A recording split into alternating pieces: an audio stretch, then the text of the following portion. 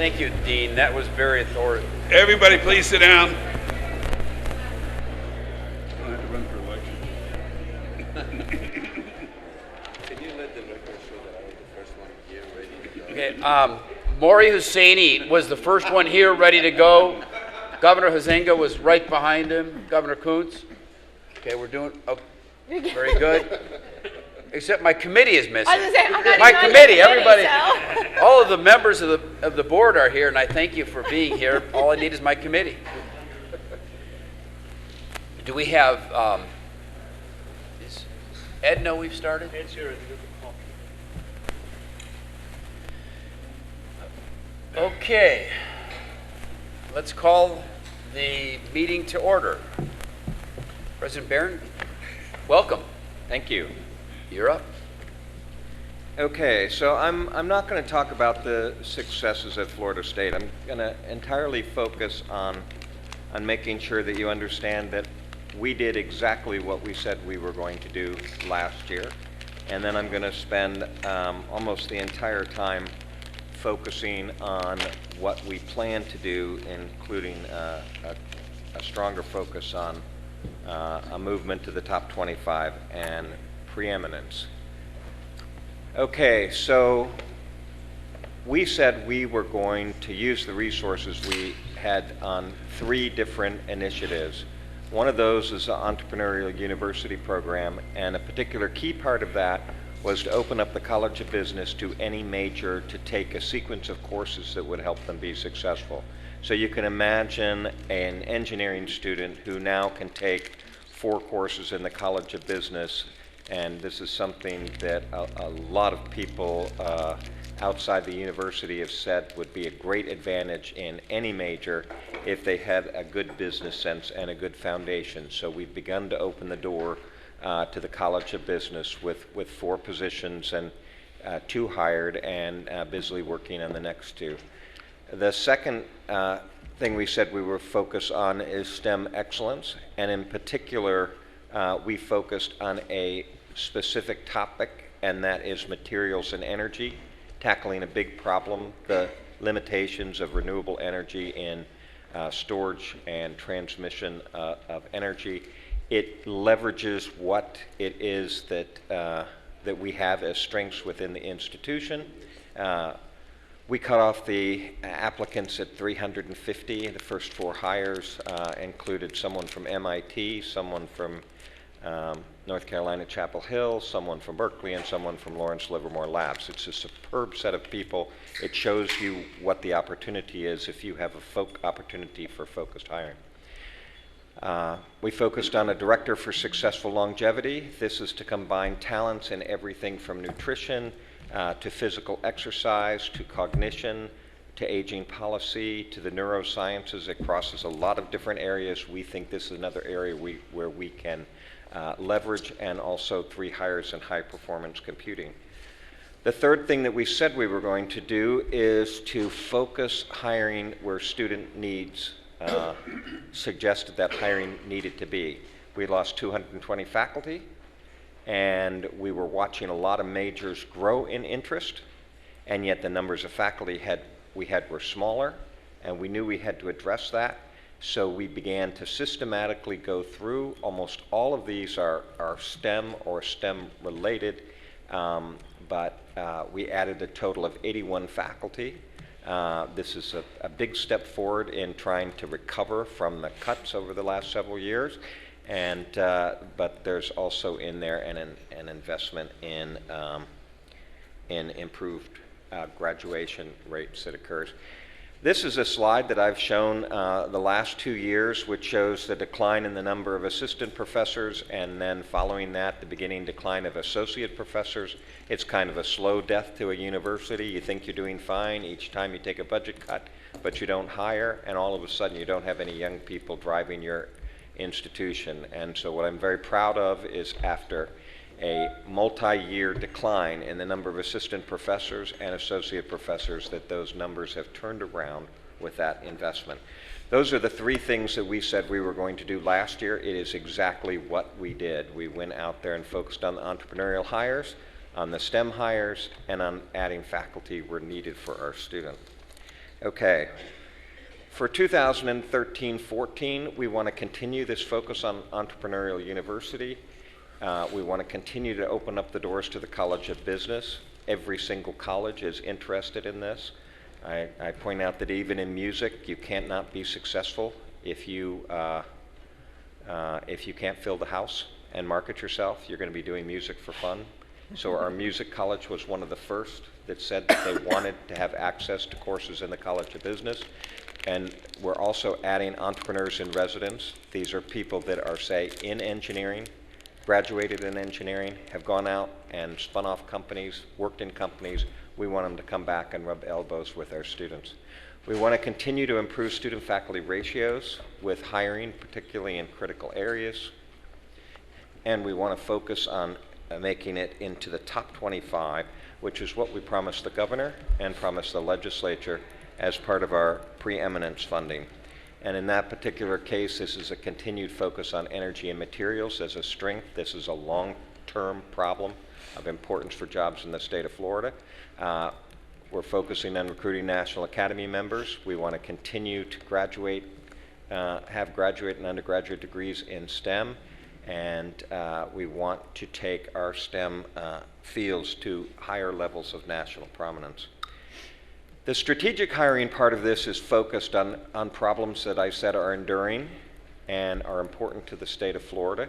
So energy and materials and renewables as major limitations builds off our strengths and is a problem and issues that will be with us for a long period of time. Successful longevity, looking at the full spectrum of aging and having people successfully age, is incredibly important to this state, but also to the nation. And coastal and marine ecosystem quality and resilience, especially post-BP, is something that is incredibly important, but incredibly important to this state and the rest of the world, regardless of the BP incident. The path to the top 25, we look at a lot of different metrics, and I could present this from preeminence metrics, from AAU metrics, from a lot of different metrics, but I'm going to use U.S. News and World Report because we can look at a lot of important metrics that help drive educational systems. You have the set of categories and what their weight is, and I'm going to show you how it is the Florida State is doing. If it is, and I've only looked at the top 45 public universities in the country because we're ranked number 42 and we're looking to move to 25 among publics, and so there's no point in me comparing it with anybody else. This was just with the top 45. So if you see a metric that's green, we're already in the top 25. If you see a metric that's in blue, we're within striking distance. If you see a metric in red, we've got a challenge ahead of us. So here's how this works. Student selectivity is worth 15%. You see the metrics that are there. Acceptance rate, we're tied for number 25, and so I place that in green. High school, in the top 10% of their class, we're ranked number 33 with 40% of our students there. Michigan State is number 25, and you can see there that that's 49% of their student body is in the top 10% of their class. So basically, we have to add some 550 students, and we would move into the top 25 in that metric if we had 550 more freshmen that were within that category. That's the way to think about this. High school top 25%, we're 32, and the University of Pittsburgh is the institution that's number 25, and you see right there the metric that it would take for us to get at that particular point. In terms of verbal SAT scores, we're ranked number 18 among those top 45 publics, already in the top 25. In terms of a math SAT, we need to move the bar 17 points in order to get to that particular level.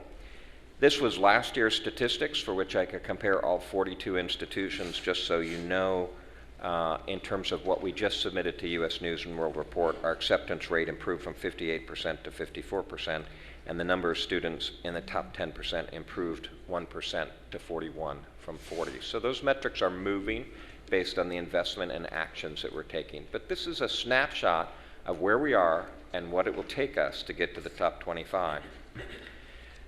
The next one's graduation retention rates, and what you see is that the average grad rate, we're tied for number 29 at 74%.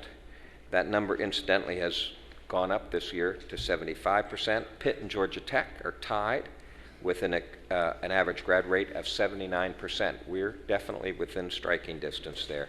Our average freshman retention rate is excellent, and we're tied for 25. Financial resources, we're dead last among all of the top 45 institutions, and if I stretched back to the top 100, you'd still see that we were dead last. We spend $17,730 per student. University of Texas and Texas A&M are tied for the number 25 spot in that metric. They spend $32,000 per student. It's a $14,000 difference. About half of that is tuition for flagships that they charge, and the other half of it is basically the wealth of the state of Texas and what they appropriate for their individual institutions. So we have a long way to go. I don't think we're going to touch that one. Alumni giving, we were tied for 12th among the top 20. This is the number of alumni that give back. We were tied for 12th. Our graduation rate in the new submission went to 75%. Our freshman retention rate as a 4-year average went up 1 percentage point. Our educational expenditures went up $11. And so obviously we're not making progress on that particular metric. In terms of graduation performance rate, this is something I'm extremely proud of. U.S. News & World Report predicts where you should be based on the characteristics of your students, like economics, and then they give you points if you exceed their prediction. We exceed their prediction by 9 points, and we are tied for 6th among the top 45 publics in our graduation performance rate. That tells you that if you come to Florida State, we will graduate you, and graduate you at a much higher rate than the other top 45 universities are out there. Tied for 6th is a true compliment to the institution. Academic reputation, tied for 39, tied for 42. The fascinating thing, and perhaps you've seen some of the literature on this, is that the Florida schools are undervalued compared to their metrics. If you look at their performance metrics related to academic quality, and then you look at peer assessments, and you look at high school counselor assessments, the universities in Florida are ranked below those quality metrics. There is something that they're sensing. Maybe they think this is a fun place to be. I don't know what it is, but Florida seems to lag behind. Florida State a little less than some of our colleagues. We've maintained that graduation performance rate, so and we have no idea what the peer assessment and high school assessments will be. Faculty resources is valued at 20% of the ranking. Our compensation for faculty is about number 40. For professorial salaries, we would have to add $19,000 per full professor in order to meet Indiana's salary base. So a ways to go on that one again. The percent of faculty with terminal degrees, we're already in the top 25 as tied for number 22. This tells you that we hire faculty that have degrees in their fields, the terminal degree in their field. It's a good solid faculty. The faculty that are full-time is within 2 percentage points of Georgia that would put us in the top 25. Our student-faculty ratio is dead last at 26-1 among the top 25. Clemson is 18-1. They hold the number 25 spot. We would have to add 635 faculty in order to reach Clemson's student-faculty ratio. Obviously, we added 81 this year. That's a long way to go to 630. Class size, we're not doing great, tied for 34 for classes under 20. We're doing very well for not having too many classes over 50. We're tied for 15 there. So what you're seeing is that because of the size of our faculty are teaching more, but they've slipped into this mode of teaching between 25 and 50. And so we haven't gone to this super large class size that would ding us. At the same time, we don't have as many of the smaller classes that would make a difference for this particular ranking. Our classes above 50 improved from 16% of the class to 14%. So that metric also improved. Almost every metric not related to finances is improving because we're being very deliberate here. Okay, so preeminence funding, there's a 5-year plan and there's a year one. Obviously, we have the first 15 million. You see the distribution of resources that we're focused on. 6 million for faculty hires, $1 million this year to focus on attracting National Academy members. That probably would net us 1 at this particular point. Scholarships for STEM-ready students, the entrepreneurial university with critical thinking and career placement. We have said to everybody, it's not just good enough to be good in the rankings. We want to make sure that we have good career opportunities for our students. And retention and graduation, we do very well. We think we can do even better. Okay, quickly, the impact on the metrics. If we focus on scholarship dollars, that's going to increase the number of students we have in the top 10%, because we're going to focus on those students. It's going to increase the SAT and ACT scores because you're going to focus scholarships in that particular direction for STEM-ready students. More money improves your acceptance rate.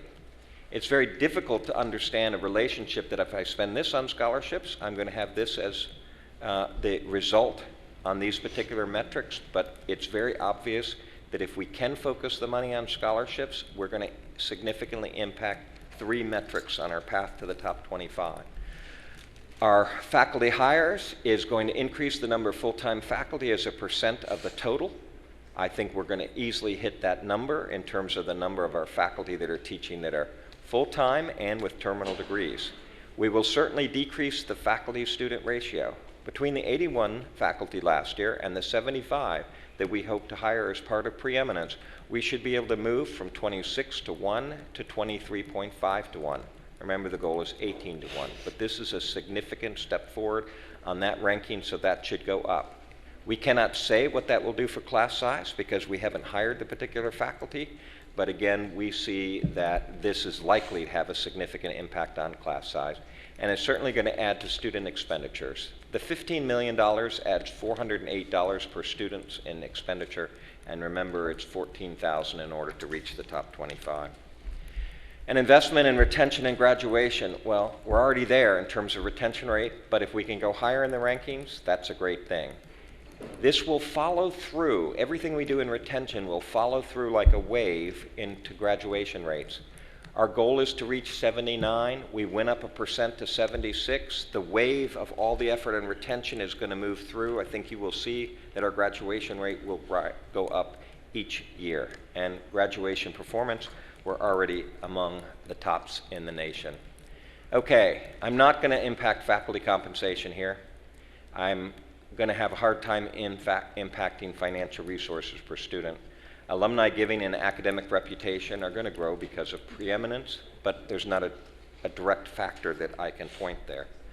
I do also want to point out that we have a significant comprehensive focus on career placement and career enhancement from the Entrepreneurial University, a partnership, a deliberate partnership between our alumni, the provost, and student affairs, as well as focusing on critical thinking in the curriculum. So this is a deliberate investment and a deliberate integration of parts of the university to focus on career enhancement. We don't want to just be ranked well, we want to make sure that our students get good jobs.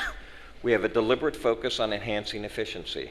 We're very proud of the fact that U.S. News & World Report said we were the #1 and most efficient in delivering quality. But we have set up an efficiency committee with our Board of Trustees, as well as with the university, and what we have told that committee, those 2 committees, is the dollars that they find, we will put into academic programs, including salaries for our faculty, so that if we don't have salaries otherwise, we will begin to hit that metric and become more nationally competitive on the salary size, and we have already found some money that we are going to focus on that metric, but we're not going to do it on the backs of the students, and we're not using the preeminence money because that preeminence money was designed for faculty hires and for entrepreneurship.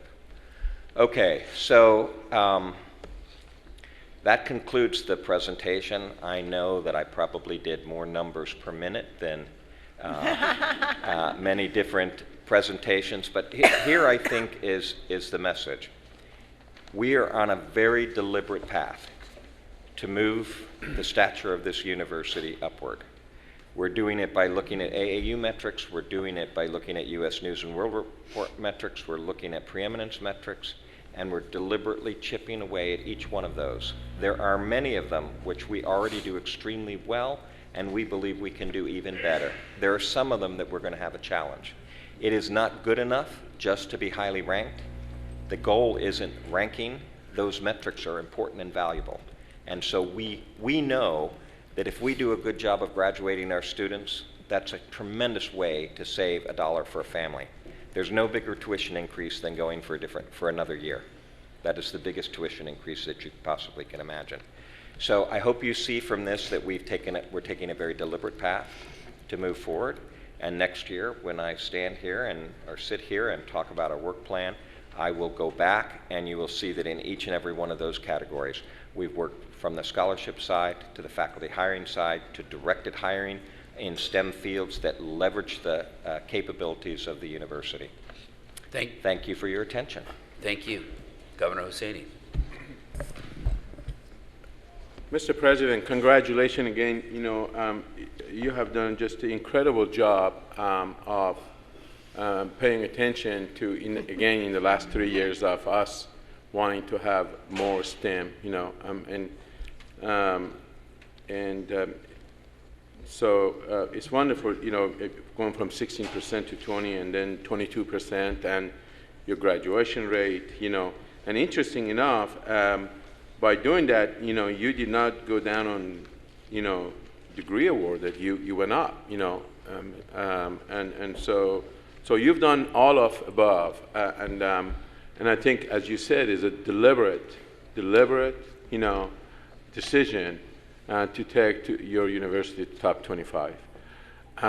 One thing I want to mention to you, not only you get the $15 million a year, which you know, be matched by another $15 million, but you also, when you get to performance funding that come some of the decisions we make here, so you're going to benefit from that, you know, and hopefully that would help you even more to get some of those critical needs that you have and get yourself, you know, to be a top 25. I have one question, and that is that does all these metrics you give us includes your branch that you have in Panhandle? Does it include what? Includes. Oh. Okay. Is all included? Okay, so Panama City is a part of Florida State. So as they accept freshmen, it will be in our metrics. We do not, they are not separate. The institution is included. Included. So all indications we have that are included. Well, thank you very much. Governor Chopra. Mr. President, I have a couple of questions. One is the issue of while you're showing an aggressive faculty hiring plan, I think Florida State was the one that suffered most from brain drain. Yeah. Is there something you have in place for matching or to keep the talent that you have as you expand the talent that you look for? Okay, so you know, a portion of this is salary, and a portion of it is merit for faculty that are exceptional. We don't want to be in a mode where the really good people get plucked off because of salary. So there are a number of things that we've been working on, including a focus on salary increases. But the provost has created a program that rewards excellence with a large list of what are AAU high-tier awards and a second tier. And for any of those awards for the last 5 years, we are immediately bumping up the faculty salaries. So this is one example of what we're trying to do. So basically right now, so a Guggenheim. So we had a Guggenheim in the last 45 days. That Guggenheim is one of the Tier 1 AAU awards, and so that faculty member starting July 1 will instantly get a bump in salary. So we're trying to reward performance. We have negotiated through our union a much more performance-based PACE system, which was not at Florida State before. And we have made a promise that in doing that, we will now begin to reward those faculty that are performing at a very high level. Again, the key is to find the funds. And so this is a primary reason why we created the Efficiency Committee. And hopefully it's a different twist, because now when this committee is looking for ways to save money in the institution, we're putting it back in people's pocket to tell them that we need to keep them here at Florida State University. We did have, as you saw, a plus up on faculty, and so that's the plus up after we also lost some faculty. Mm-hmm. You lose some every year, but this plus up is also a sign of improvement in that area. We're very conscious of it. We have no intention of being anybody's farm team, but we're going to have to fight to keep those faculty. One other question. I believe a number of your key initiatives are related to engineering. I believe your partnership with Florida A&M for the engineering college, how does that impact this key initiative? Is it shared with Florida A&M? Okay, so it is. Okay, now I will put this in different categories. Okay. Sometimes it's a challenge to have two colleges in a single university to work together. So for the life of me, when I came aboard, I can't imagine that someone decided to have an engineering school shared by two universities. But that's the way it is. And we have hired a new dean, and he is absolutely dedicated to creating a very strong partnership there.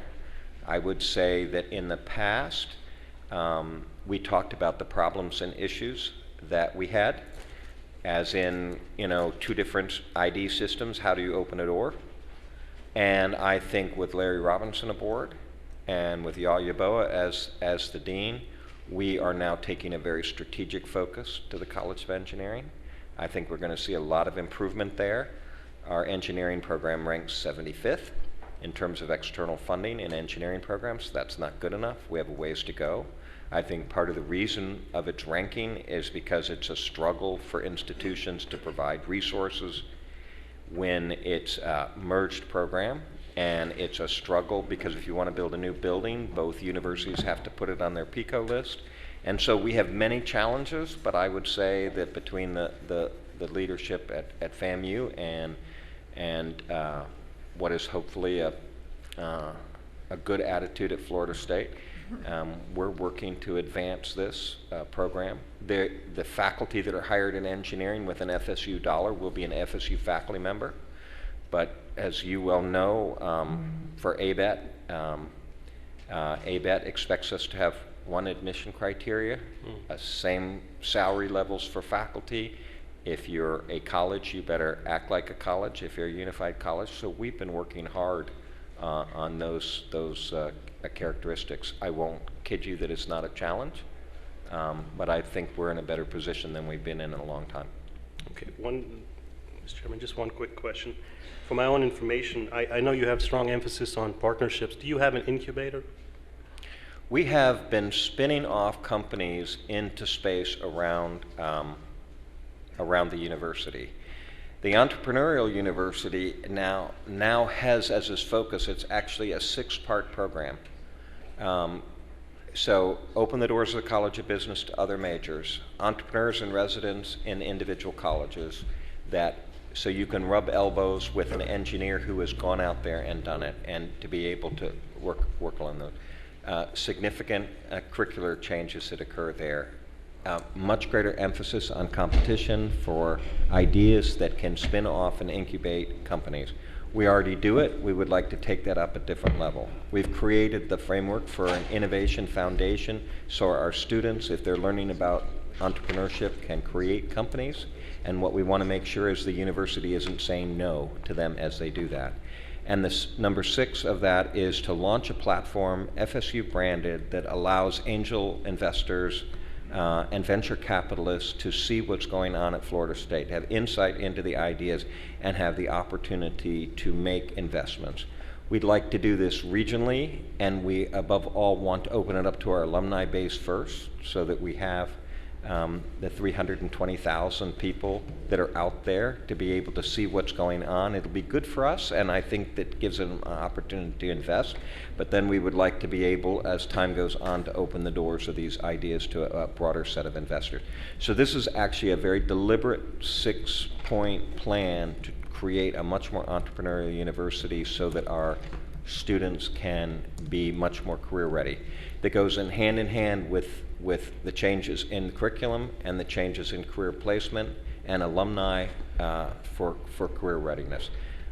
Both of those elements are very deliberate, and I think it's going to turn out to be quite exciting. It is literally not building a building, it is changing the culture on the campus. That is what our objective is, to change the culture on the campus. Thank you. Governor Beard. Yes, President Barron, I've got 2 questions for you. First of all, what's your timeline to get to 25? What's your best guess and how long? And obviously, that's not, you don't know, but I mean, what are you shooting for? Okay, so I don't like to set goals that I don't think can be achieved. And I think if that 15 million reappears each year, and we add to it, and we add the philanthropic side of it successfully, I don't see any reason why we won't be there. Now, if you think about it, the rankings that are coming out now reflect the faculty that were there in the early fall of 2012. Okay, so there's a little bit of a lag here. So you really are going to see preeminence impact starts to really emerge, not even the year after, but 2 years after. So as long as we remember that, I do think that those funds will make a difference. If there are more funds, we'll go faster. But there's one thing I can't tell you, and that's how all the other institutions will move. I mean, Florida State University developed these ideas about the entrepreneurial university, the focus on materials and energy, successful aging. We developed them 2 years ago with all of the deans, with a lot of different stakeholders, to be prepared for when this state and nation came out of the recession. Then if you're out of the recession and things are moving, it's too late to say, hey, I've got an idea. We needed to be ready. And so we're jumping on them very quickly because this state, from the legislature and the governor and this board, have given Florida State the opportunity as a preeminent university to do that. But my belief is this is a 5-year process, but I cannot tell you what the other institutions are going to do. I do know that we have been moving many of these critical metrics forward in improvement, even though our budgets have declined, because we've literally kept our sights on the academics as best we can. So I'm optimistic in 5 years we will be celebrating this. Somewhere close. Well, you saw that almost every single one of those true academic measures that we control, we're already there. But we have to have them even to be better in order to compensate for the fact that we're literally $14,000 per student below the state of Texas flagship institution. So that would seem to me to be a lot quicker than I would have expected you to say. I was thinking more like. Well, my provost might feel the same way because she just sort of But nodded her head. But that's good. That's good. You know, this is 5 years of funding, and think that, remember, there's a lag. But In 5 years, it depends on what the other institutions are doing. Sure, and you know, maybe there's some slippage, but 5 years is great. Facilities. I'm interested to know what you have to have in the way of facilities. 5 years doesn't give us a very long time, but what if anything, you have to have in facilities to get to this goal? Well, my feeling is that if we trip, that's where it's going to be, because there's no funds to create modern STEM building.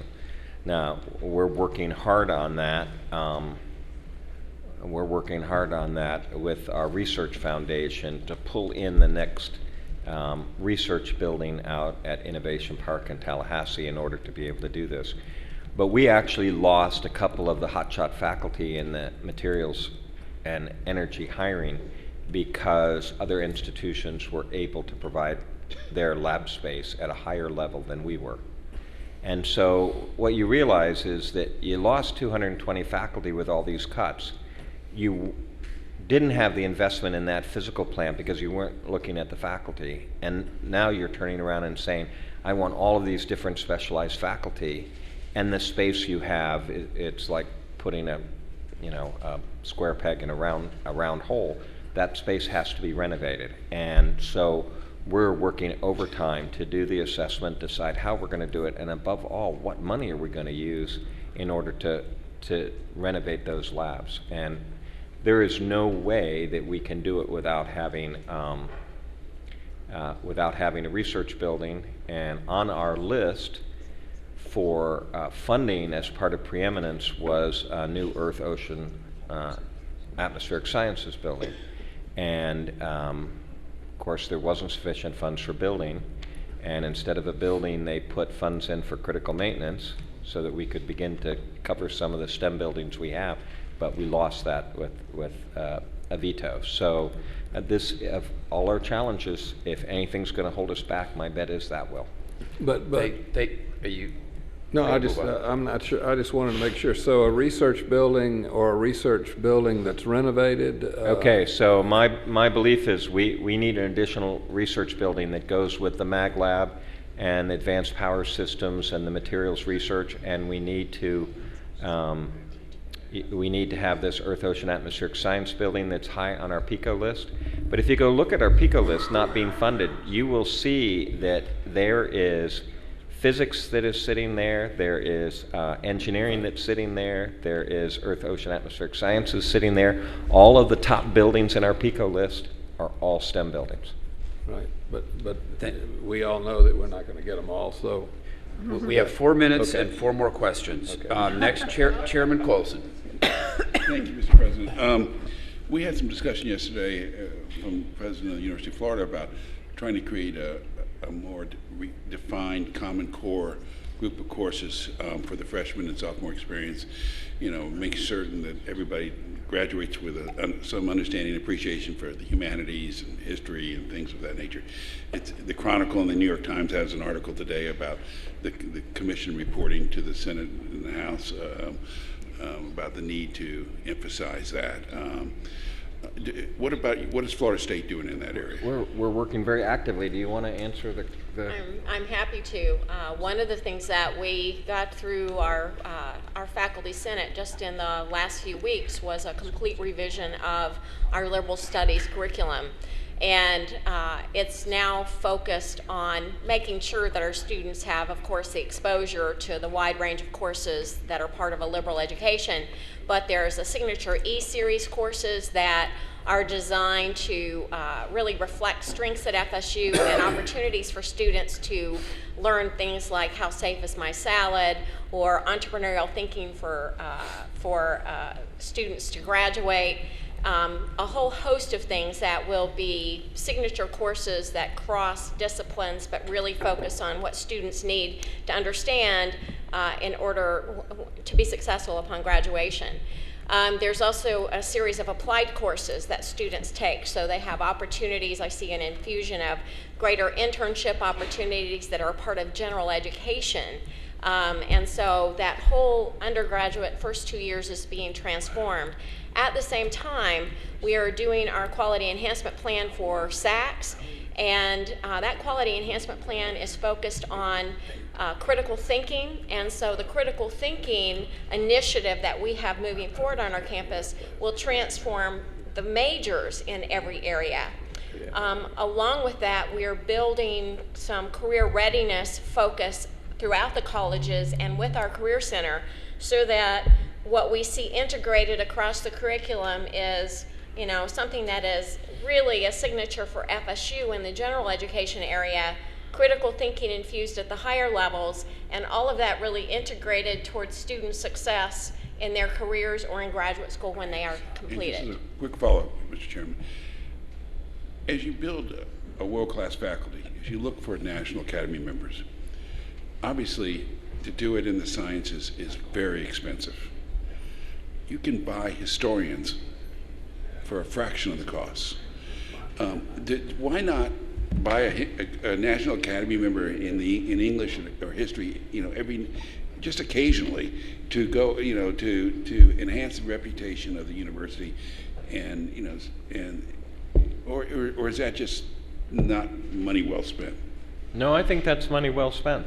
And if you have faculty members that are winning these prizes. The last 45 days, we had a faculty member win the prize for F. Scott Fitzgerald in creative writing, huge prize, Doris Duke Award in dance.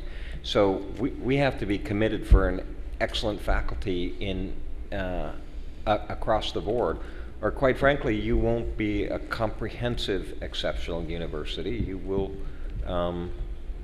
you will just have particular areas for which you're truly excellent. We're going to work hard to protect that as best as we can.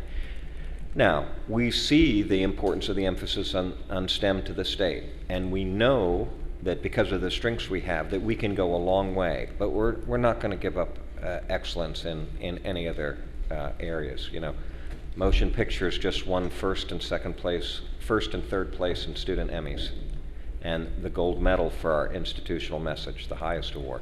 I mean, these are good programs. We can't afford to have them not be great, and if it means hiring a great historian, it's a good thing to do. Governor Kuntz? Thank you. Just a quick question. Your graduation rates are really good and great improvement. What's your opinion on how high is possible and for any school, I think, and what is best in class? So is 90%, does anybody do that? I mean, so we're not just in Florida, in the whole country. Yeah, I don't remember what the highest in class is. Because I tend not to pay as much attention to the privates because it's such a difference. But if you're in this range of 95-96% freshman retention in a public, you're really up there at the top of the heap. And then, as I said, this wave goes through, and there are different reasons why students don't complete, and many of them are completely and totally out of your control. So if you're in the mid 80s and upper 80s as a public institution for graduation rate, this is just a superb level to be at. So it's not unreasonable for us to have a stretch view of our university should be, looking out over the horizon, saying in mid upper 80s is not out of the question to at least strive to achieve. Number 25 is 79%. Yeah. Okay, so that top 10, those are in the 80s. I'm sure they're 82, 83. These are good numbers. Our path to having the high retention rate that we're watching and will watch for several years as a wave going through on graduation rate was very deliberate in focus programs for at-risk students, academic maps that literally the advisors can see if you didn't take a course that's going to slow down your path to graduation, and they tap you on the shoulder. Many students come in not knowing what they want to do. Traditionally, this means that their graduation and retention rates are significantly lower than a student who does come in and know what their major is going to be. We've created an exploratory program that is very deliberate in terms of examining what it is that your interests are by taking tests, all sorts of things like that, that it helps focus and then sets a path of courses, another academic map, so that you are at least able to explore courses that net you in particular directions that every analysis suggests that you have interest in. And then we have gotten this group of undecideds almost to the same graduation rate as students that come in with a major. And so this has been a whole series of very deliberate efforts that has come out of academic affairs and student affairs to get us to this particular point. We have had a big emphasis on our using differential tuition on tutors and advisors. And you can go to our library and take gateway courses that have higher problems, and you can get a tutor at 2 o'clock in the morning.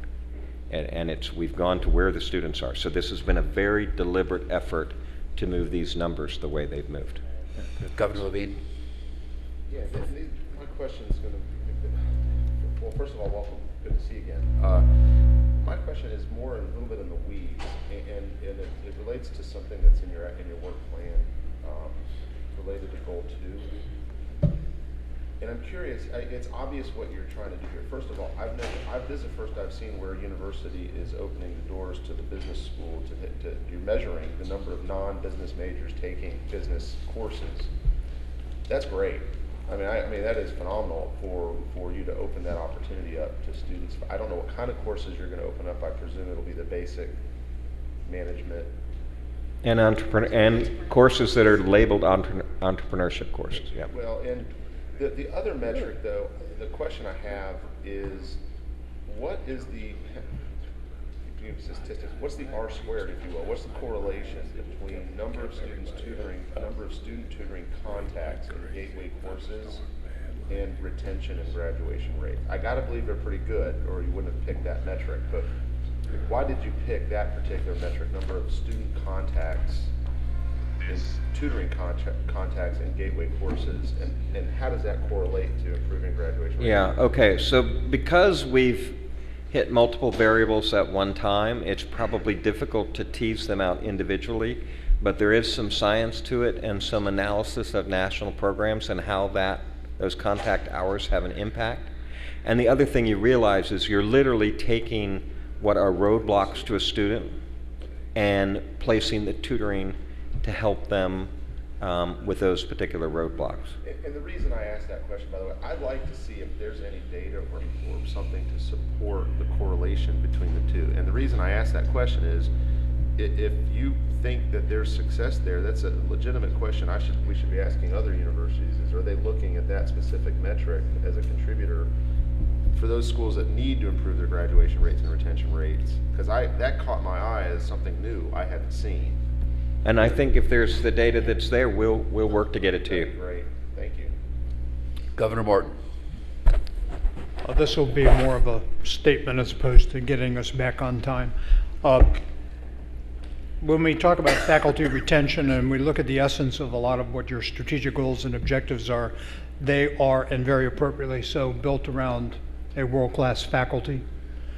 What concerned me was when I look at page 9 and I saw a 10% decrement in your research budgets. Yeah. Because attracting really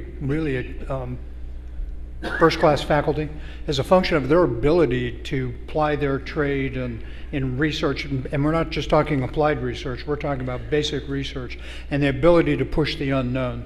So it's just a general concern I had with how capital is being allocated, and maybe it has to do with other grants and other things that are beyond the control of the university, but that did concern me. Yeah, and it should, and the number is frankly a little bit made up because we've had a steady increase as we've become to be more research savvy, and we're obviously adding a lot of faculty that aren't going to be successful if they're not bringing in a lot of grants and contracts.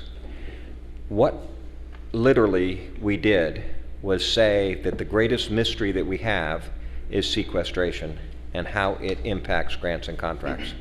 So because this is a mystery as to how deep this will go, and if you take, for example, the National Science Foundation, you will sit there and hear them say, we can't afford to fund this large project.